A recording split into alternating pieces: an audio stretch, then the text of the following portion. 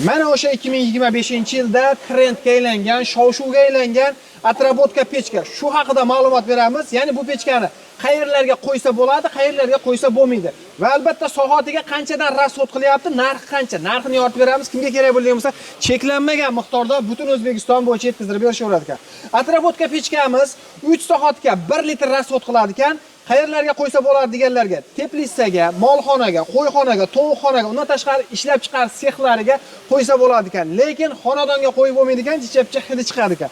Narxga keladigan bo'lsak, xuddi shunaqa kraskalangan holati narxi 500 ming so'm ekan. Dastavkalar butun O'zbekiston bo'yicha aloqaga chiqaverasizlar. Mashinamga sig'adimi, yo'qmi deganlarga xuddi mana bunga o'xshab nima yig'iladigan, chachiladigan variantda bo'ladi ekan. 500 ming so'm shu holati.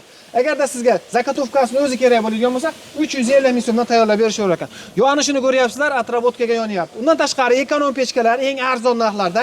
Agarda sizga zakotovkasini o'zi kerak bo'ladigan bo'lsa, 480 ming so'm, kraskalanmagan, tepasi 2 kilik o'rtasi 208 bo'ladi, 25-25 tapchanli varianti 750 ming so'm, xuddi shuni kraskalangan varianti 800 ming so'm, mini ekonom pechkamiz 550 ming so'm, eng full versiyasi mana ko'rib turibsizlar, narxi 850 ming so'mdan. Manzil Farg'ona bo'yida Dehqonoboddan bo'lyapti.